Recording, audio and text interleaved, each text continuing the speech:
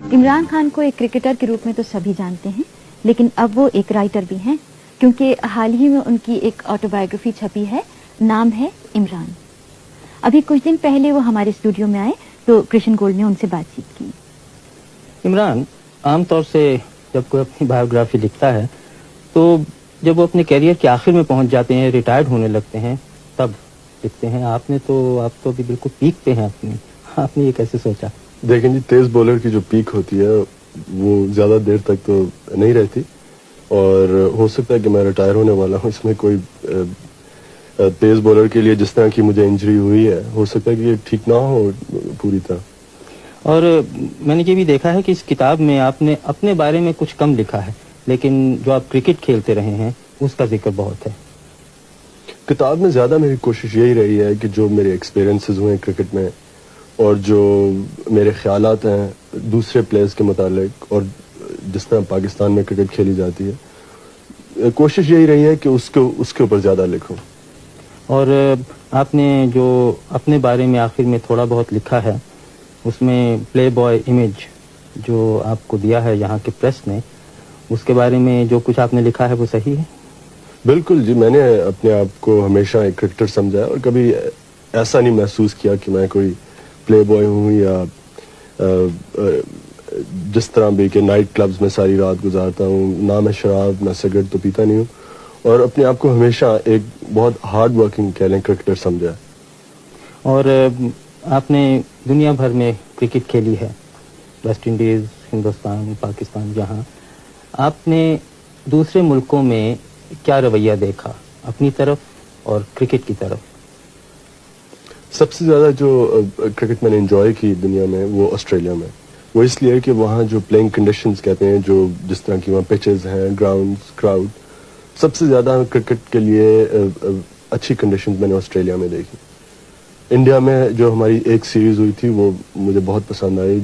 वहाँ का जो क्राउड का रवैया था और जिस तरह की वहाँ स्टेडियम्स और जिस तरह की वहाँ क्रिकेट को सपोर्ट दी जाती है। और इंग्लिस्तान में यहाँ भी क्रिकेट ठीक है। वेस्ट इंडीज़ में ये कहूँगा कि प्लेइंग कंडीशंस इतनी अच्छी नहीं थी जितनी शायद ऑस्ट्रेलिया में है, लेकिन हर एक मुल्क में फ़र्क एक्सपीरियंसेस है और वही मैंने किताब में यही लिखा है।